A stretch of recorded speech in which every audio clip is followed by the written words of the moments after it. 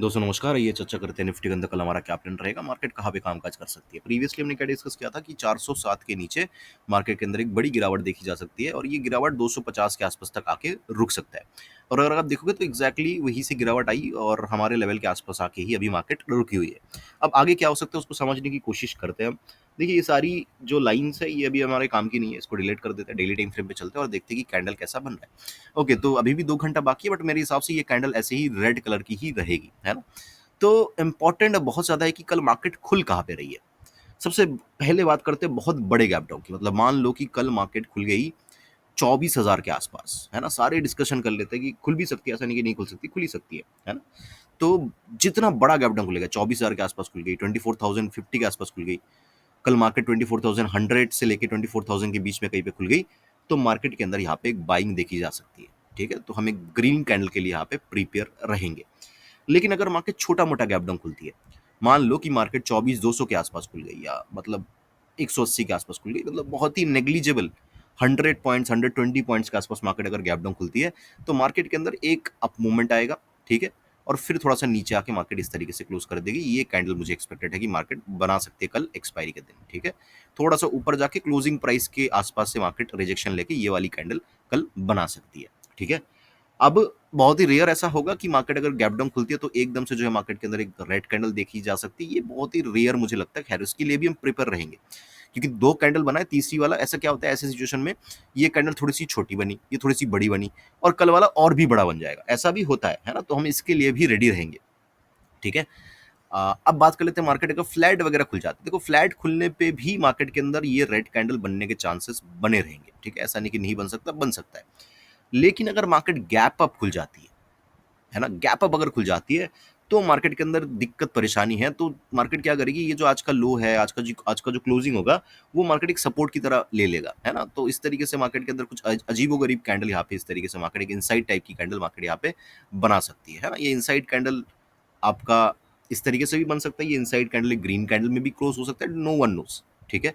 But ऊपर से एक रिजेक्शन डेफिनेटली मार्केट को देखने को मिलेगा। गैप अप खुलने पे जब तक आज का लो ब्रेक नहीं होता तब तक मार्केट के अंदर गिरावट नहीं देखी जा सकती मेरे हिसाब से, ये मेरी थिंकिंग है। तो ओवरऑल कैंडल की प्रेडिक्शन हमने कर ली कि किस तरीके से कौन सी कैंडल बन सकती है। अब इसको जो है स्ट्रेटजी में कन्वर्ट कर लेते हैं कि क्या हम कर सकते हैं।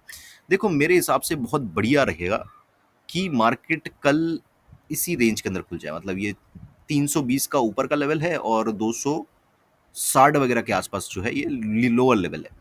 मार्केट इसी के बीच में खुल जाए और इसमें टाइम स्पेंड करती रहे, ठीक है। टाइम स्पेंड करती रहे, 1 घंटा 2 घंटा टाइम स्पेंड करे, उसके बाद नीचे की तरफ ब्रेक करे। मैं यहाँ पे पुट में इंटरेस्टेड हूँ।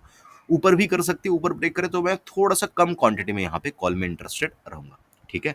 अगर मार्केट इसी जोन के अंदर खुलती है और खुलते ही मान लो कि मार्केट नीचे ब्रेक कर दिया, तो मैं कम क्वांटिटी में जो है मैं यहाँ पे क्या करूंगा, पुट में इंटरेस्टेड रहूंगा। मार्केट अगर इसी रेंज के अंदर खुलती है और खुलने के बाद ऊपर की तरफ ब्रेक करती है, मैं कोई भी कॉल में इंटरेस्टेड यहाँ पे नहीं हूँ। इस रेंज के अंदर खुले ऊपर की तरफ जाए तो मैं 380 से लेके 420, है ना, ये जो 40 पॉइंट का एक रेंज बना है, इस रेंज के आसपास क्या करूंगा, यहाँ पे एक पुट लेने में ही मैं इंटरेस्टेड यहाँ पे रहूंगा। सिमिलरली मार्केट अगर गैप अप खुलती है, ठीक है, तो मैं अप मूवमेंट आने दूंगा और उसमें जो है मैं शॉर्ट करना चाहूंगा मार्केट को। 400 के आसपास का लेवल है, देखो एग्जैक्ट लेवल मैं निकाल नहीं रहा हूँ, ठीक है, थोड़ा सा डिफिकल्ट है सेंसेक्स की एक्सपायरी की वजह से। बट मान लो कि आप 380 400 420, है ना, तो ये जो 40 पॉइंट का रेंज है, इस पॉइंट रेंज से ही मार्केट जो है रिवर्सल लेगी, ठीक है। तो यहाँ पे मैं मार्केट को शॉर्ट करना चाहूंगा। अगर मार्केट ब्रेक कर देती है, ऊपर चलने लगती है, मैं मार्केट को छोड़ दूंगा। क्लियर है। अगर ब्रेक करे भी, करना भी है, तो 400 के आसपास जाके वो इस तरीके से टाइम स्पेंड करेगी, जैसे यहाँ पे टाइम स्पेंड किया ना, इस तरीके से टाइम स्पेंड करेगी यहाँ पे और उसके बाद ही ब्रेक करेगी। तो ये अगर होता हुआ दिखे तो फिर जो है मैं थोड़ा सा कॉल में इंटरेस्टेड हो सकता हूँ और उस कॉल को मैं कैरी भी कर सकता हूँ, अगर ऐसा सिनारियो, ऐसा चार्ट पैटर्न मार्केट बनाती है तो। ये गैप अप की बात होगी। अब बात करते हैं छोटा मोटा गैप डाउन। देखो, छोटा मोटा गैप डाउन अगर मार्केट खुलती है, ठीक है, तो मार्केट को अप आना चाहिए। कहाँ तक, इस लो के आसपास तक, आज की जो क्लोजिंग होगी उसके आसपास तक आना चाहिए और वहां पे मैं मार्केट को शॉर्ट करना चाहूंगा।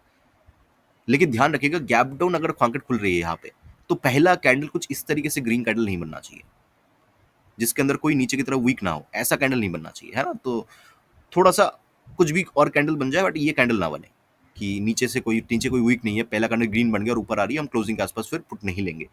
कुछ और कोई भी कैंडल बने और ऊपर की तरफ मार्केट आए, मैं क्लोजिंग के आसपास पुट में इंटरेस्टेड हूँ।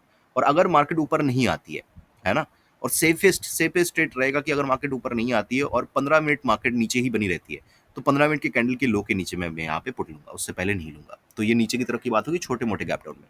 मार्केट अगर बहुत बड़ा गैप डाउन खुलती है, मतलब मान लो आपकी 24,100 से लेके 24,000 के बीच में, या उसके उसके भी नीचे 24,000 के भी नीचे खुल गई। जितना बड़ा गैप डाउन खुलेगी उतना ही मैं कॉल में इंटरेस्टेड हूँ। मार्केट एक तरफा जो है यहाँ पे रिवर्सल दिखा सकती है। गैप डाउन के केस में मैं थोड़ा-सा देख के समझ के कॉल लो लेने में इंटरेस्टेड हूँ। पहले 5 मिनट का कैंडल देखेंगे, उसके हाई वगैरह के ऊपर सस्टेन करती है तो बहुत बिग टारगेट्स है। जितना बड़ा गैप डाउन खुलेगी उतना ही ये जो गैप बनेगा ये गैप फिल होने के चांसेस है। तो बहुत बड़े गैप डाउन में मार्केट के अंदर मैं यहाँ पे बाइंग करना यहाँ पे चाहूँगा, है ना?